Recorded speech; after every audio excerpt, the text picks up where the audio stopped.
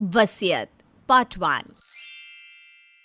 सुमित्रा और राम अपने छोटे से जॉइंट फैमिली के साथ रह रहे थे, जिसमें उसका बड़ा बेटा रवि, बहू सपना, पोता नितिन और छोटा बेटा अभिषेक थे। वैसे तो राम अब भी अपनी खुद की दुकान चला रहा था, पर सुमित्रा का बड़ा बेटा हमेशा यही दावा करता कि घर की पूरी जिम्मेदारी मानो जैसे उसी के कंधे पर है। ऐसे ही एक दिन पूरा परिवार एक साथ बैठकर खाना खा रहा था। तभी राम मजाक में अपने बेटे बहू से कहता है, अरे आज भी सादा दाल चावल। लगता है बहू रानी मुझे दाल चावल खिला खिला कर मेरा शुगर ही बढ़ा देगी। पिताजी आपका क्या शुगर बढ़ेगा? शुगर तो उनका बढ़ेगा घर की चिंता में। अब अकेले ये घर को संभाल रहे हैं, ऊपर से इनकी सैलरी भी इतनी ज़्यादा नहीं कि इतना बड़ा परिवार संभाल सके। और आपकी दुकान से आते ही कितने पैसे हैं? जो भी पैसे आते हैं वो आपकी और माँ जी की दवाई में चले जाते हैं। अगर आपको कुछ अच्छा खाने का शौक चढ़ा है तो घर में राशन भरवा कर रखा करो। अरे बहू तो बेकार में ही नाराज हो रही है। तेरे पिताजी तो बस मजाक कर रहे थे। माँ तुम भी तो बेमतलब में समझाने बुझाने पर बैठ गई हो। अब पिताजी बात ही ऐसी करते हैं कि किसी को भी गुस्सा आ जाए। और वैसे भी सपना ने गलत ही क्या कहा है। अरे मुझे बहू की बात बुरी नहीं लगी। तुम सब बेकार ही बातों को बढ़ा रहे हो।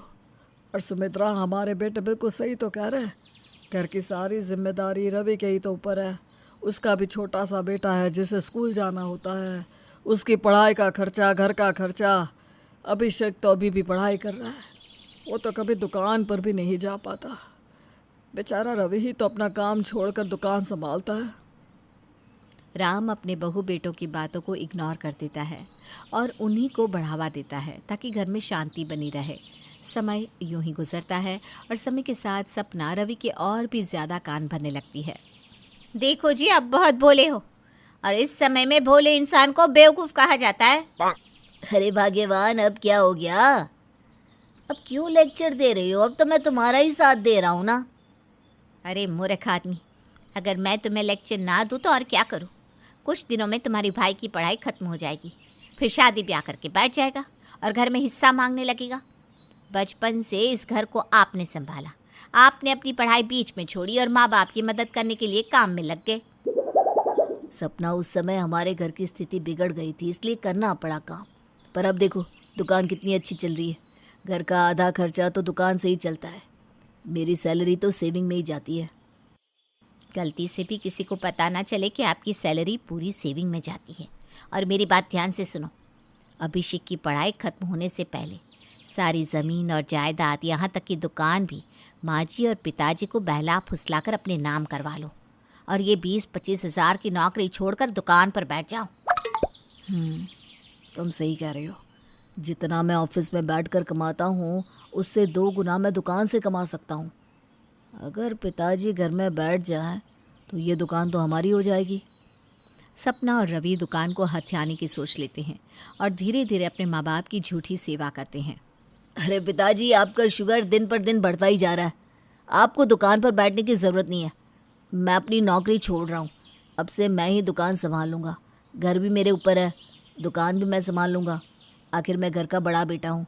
घर की जिम्मेदारी तो मुझे ही संभालनी है। अरे बेटा, काम छोड़कर मैं घर में क्या करूँगा? अभी मेरे हाथ पैर सलामत है। क्या पिताजी, आपको तो खुश होना चाहिए। इस ज़माने में भी आपको राम जैसा बेटा मिला और आप एक ही नखरे दिखा रहे हैं। आप बस आराम से घर में रहिए, रवि है ना सब संभालने के लिए। अरे मान भी जाओ ना आप ही के तो बेटे बहू हैं। आपका बुरा थोड़ी ना चाहेंगे, हमारी भलाई के लिए तो कह रहे हैं। सुमित्रा और राम अपने बेटे बहू की बातों में आ जाते हैं और अब घर में वही होता है जो रवि और सपना चाहते हैं। समय यूं ही गुजरता है और धीरे धीरे समय के साथ साथ बड़ी ही चालाकी से रवि और सपना सारी प्रॉपर्टी और दुकान सब अपने नाम करवा लेते हैं। पिताजी, कुछ दिनों से दुकान सही नहीं चल रही। मैं सोच रहा था कि दुकान रजिस्टर करवा लूँ। अगर ITR और जस्टिफाई करूँगा तो शायद हमारी कंपनी का नाम बढ़ जाए। और मैं ये भी कोशिश कर रहा हूँ कि दूसरी बड़ी कंपनियों से भी हाथ मिलाया जा सके, ताकि कंपनियों के माल हमारे ही दुकान से जा सके। क्योंकि दुकान आपके नाम है, इसलिए कुछ कागजात पर आपके साइन चाहिए। अरे बेटा, सब कुछ तो तूने संभाला है। सब कुछ तू ही तो कर रहा है। मैं तो कहता हूँ मेरी दुकान ही तू रख ले, क्यों बार बार मेरे पास लेकर आ जाता है? बता किस जगह साइन करना है? तुझ पे तो आँख बंद करके विश्वास करता हूँ मैं। और राम आंख बंद करके अपने बेटे पर विश्वास करता है। रवि अपने माँ बाप से उन्हीं का घर और ज़मीन छीन लेता है। समय यूं ही गुजरता है और अभिषेक की पढ़ाई पूरी हो जाती है। देखते ही देखते अभिषेक की एक छोटी सी नौकरी भी लग जाती है और अभिषेक की नौकरी लगने के बाद सुमित्रा अपने छोटे बेटे के हाथ पीले करने की सोचती है। सपना बहू, अब तो तेरा देवर भी काम करने लगा है। मैं सोच रही थी कि तेरे लिए देवरानी ले आऊं। तेरी नज़र में है कोई लड़की? माँ जी, आपने तो मेरे मुंह की बात छीन ली। मैं भी यही कहने वाली थी। और मेरा तो मानना ये है कि देवर जी की जितनी जल्दी शादी होगी वो उतनी जल्दी समझदार होंगे। आखिर कब तक नितिन के पापा ही घर चलाते रहें? सपना भी चाहती थी कि उसके देवर की जल्दी से शादी हो जाए ताकि वो अपने देवर देवरानी को इस घर से निकाल सके, क्योंकि अब तक अभिषेक की शादी नहीं हुई थी, इसलिए ना चाहते हुए भी सपना अपने देवर को झेल रही थी। बहुत जल्द अभिषेक की शादी हो जाती है और शादी होते ही सपना हर चीज़ पर सिर्फ अपना अधिकार जमाती है और अपनी देवरानी को हर समय ये एहसास कराती कि उसका पति कितना निकम्मा है। ऐसे ही एक दिन नेहा का कचौरी खाने का दिल करता है, इसलिए वो घर में सबके लिए कचौरियाँ बनाने लगती है। तभी वहाँ सपना आकर नेहा से कहती है, ये क्या बना रही हो तुम? देख नहीं रही हो कितना बड़ा परिवार है?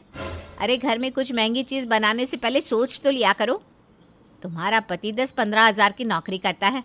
10-15 हज़ार की नौकरी से घर नहीं चलता। कैसे तुम्हारे जेठ जी ने इस घर को संभाल रखा है और इस घर की ज़रूरत को कैसे पूरा करते हैं ये बात सिर्फ वही जानते हैं। दीदी, मैं तो सिर्फ कचौरियाँ बना रही थी और मैंने बाहर की कोई भी महंगी चीज़ नहीं खरीदी। घर में सारा सामान रखा है, उसी में से बना रही हूँ। वैसे भी इस घर में कभी कुछ नहीं बनता, हमेशा सादा खाना ही बनता है। मेरी प्यारी देवरानी, अगर इतना ही कचौड़ी, पिज्ज़ा, बर्गर ऐसा कुछ भी खाने का जी चाहे ना तो अपने पति से कहो कि ज़्यादा पैसे कमाए। जब तुम्हारा पति घर चलाएगा तब तुम्हें पता चलेगा कि घर कैसे चलता है। सपना नेहा को छोटी सी बात के लिए ताना देकर चली जाती है। समय यूं ही गुजरता है। समय के साथ सपना के भाव भी बढ़ते जाते हैं। ऐसे ही एक दिन वॉशिंग मशीन ख़राब हो जाती है और नेहा अपनी जेठानी से कहती है, दीदी वॉशिंग मशीन ख़राब हो गई है। मैं सोच रही थी कि पुरानी वॉशिंग मशीन देकर एक नई वॉशिंग मशीन ले आए। अगर मशीन ख़राब हो गई है नेहा तो हाथ से कपड़े धो लो। तुम्हारा पति तो कुछ कमाता है नहीं। अगर वो कमाता होता तो तुम जाकर मांग लेती, उससे से कुछ पैसे ले आती और वॉशिंग मशीन घर पर अभी हालात ठीक नहीं है। तुम्हारे जेठ जी नया वॉशिंग मशीन लाएंगे लेकिन कुछ दिन के बाद, तो अभी फ़िलहाल तो हाथ से ही कपड़े धो लो। दीदी, आप हर समय ऐसा क्यों दिखाती हैं कि जेठ जी ही सब कुछ करते हैं, अभिषेक जी कुछ नहीं? जबकि अभिषेक अपनी सैलरी का 1 रुपया अपने पास नहीं रखते, सब आपको देते हैं। हमें अगर अपने लिए कुछ भी लेना हो तो हम आपसे पैसे मांगते हैं और फिर भी आप इस तरह की बातें कह रही हैं।